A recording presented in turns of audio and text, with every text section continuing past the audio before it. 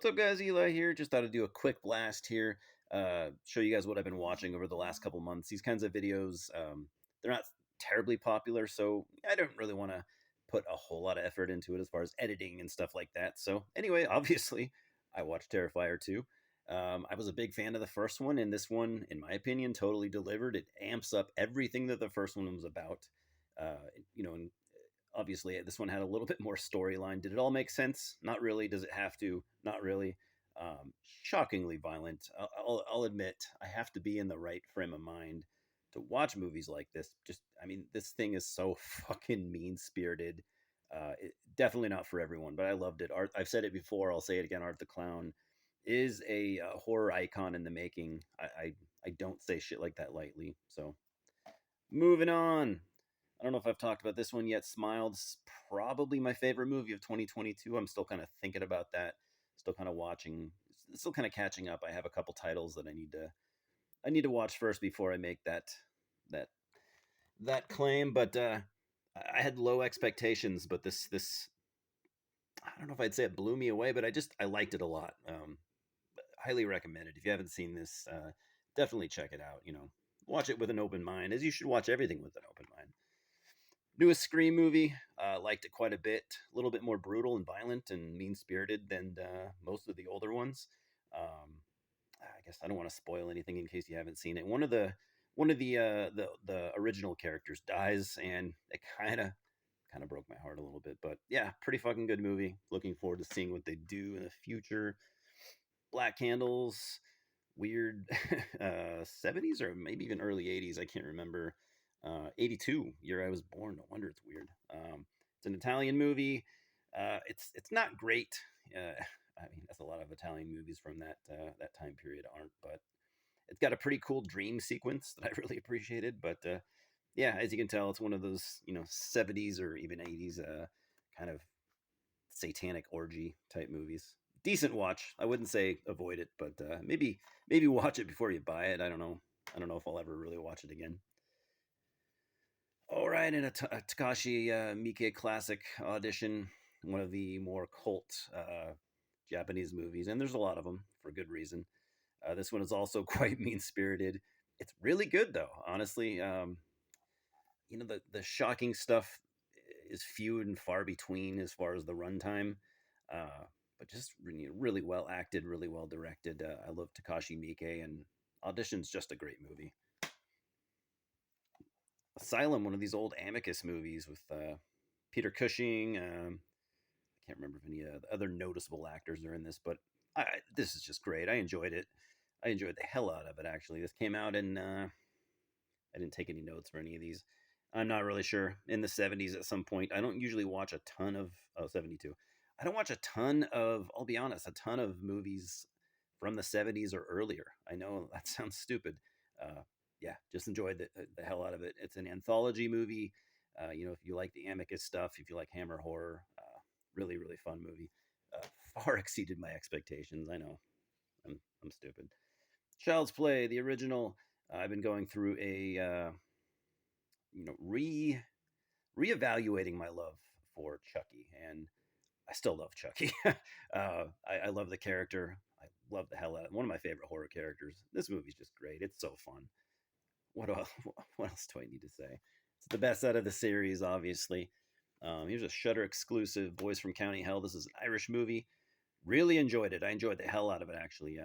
I will say, so this is a horror movie, about vampires. Kind of a unique take on vampires, especially the way that the vampires, get the blood from the humans. I'm pretty sure it was totally original in that area. Funny thing about this movie is this is just a good movie. Honestly, my favorite parts about this movie were the non-horror parts. This was just so well written and really well acted. There's not one weak link of a character here. The actors that portrayed these characters were just all likable, just great. You could you could take all the vampire parts out of this or all the horror parts and just make like a drama, and I would have watched it because it was that good. Honestly, some of the horror parts is actually what weakens the movie a little bit. Bone Sickness. This is one of those unearthed films releases, which you know what you're getting when you buy an unearthed movie. always just super gritty, super disturbing, shockingly gory, or just, no holds barred type movies. This one's a little bit more low budget, even for unearthed films. This is a complete low budget indie made movie, obviously about zombies, and it's a unique take on zombies. I will say that it's ambitious, for someone who's, you know, either doesn't have a lot of film directing experience, or, filmmaking experience, or just not a lot of experience in general. Uh, it's ambitious. And, I got to pat this guy in the back for, you know, doing a decent job with this. I wouldn't really recommend it to anyone except for just absolute horror buffs. You've seen everything else and you're just looking for something to see that you haven't seen before. Maybe check out Bone Sickness. It's got a cool cover. Not a great movie, but I can't say it wasn't somewhat enjoyable. The Belko Experiment. This was written by James Gunn. I think directed by James. No, this was directed by Greg McLean of Wolf Creek, but James Gunn wrote it, if I remember correctly. I actually really loved this movie. Um, I'm trying to keep this short, so I won't go into too many details. What you see at the top, Office Space meets Battle Royale. That's pretty much it. It's about this worldwide company that conducts experiments, with humans via basically social situations. They lock all these employees in this giant office building that they work at, basically have them fight to the death, and it is pretty extreme at times, but just overall really enjoyable. From Troma, got Blood Sucking Freaks. This is a 70's or 80's, something like that. I gotta say, I guess I wasn't in the mood for watching this when I watched it, because I had never seen it before a couple of weeks ago, and it's just so mean spirited and disturbing that it just kind of call me a pussy if you want, but it kind of put me off. I honestly, I didn't finish this. I watched about half of it, and then I'm like, I just can't. I can't do this right now. Effects are pretty good for the time. It's basically about this guy who's a traveling performer, kind of like a magician, I guess, or at least that's what people think he is. He does, like stage shows where he's killing people, but people actually just think it's all an act and they enjoy it because it's extreme. Little do they know he's actually killing the people on the stage, and not for me, I guess. Bloodbath and the House of Knives, another completely zero budget independent horror movie. It's not great. I can definitely say that. There's not much that's even well done about this, but I'll be damned if it didn't keep my attention. I watched the whole thing, and it was fairly entertained throughout the duration. Again, wouldn't recommend it to anyone who's not just an insane horror buff.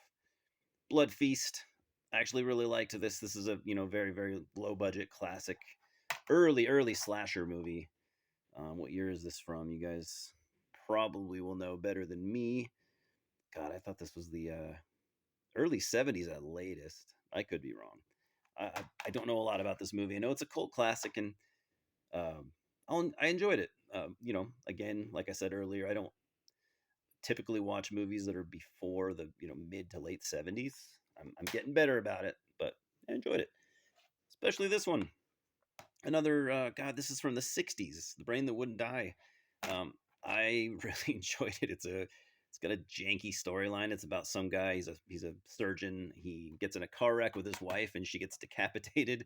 And he basically picks up her head and carries it back to his medical office, and he's trying to resurrect her by keeping her brain alive long enough to find a body for her. Kind of a Frankenstein situation. Obviously, you can't keep a brain alive once the head is severed. I don't know why anyone thought that would work, but I liked it a lot. What can I say? Next and last, Big Trouble in Little China. I'd seen this before. Of course I've seen this. John Carpenter, Kurt Russell classic from, I don't know, whenever it came out. Like I said, I'm not taking notes for these. I'm just kind of just sharing this stuff with you guys. John Carpenter is just a master of filmmaking. He's one of my favorites. I love Kurt Russell. If you've never seen this one, definitely do. It's not really a horror movie, although it does have horror elements. It's blend some horror elements with sci-fi and fantasy, and it's just a super fun movie. There's not one dull moment in this thing. But man, I'm 10 minutes, even though I was trying to keep it short. Anyways, guys, let me know what you think. Have you seen any of these? What's your opinion? I'm gonna watch some Seinfeld, as you can see. Take care, guys. We'll talk soon. All right.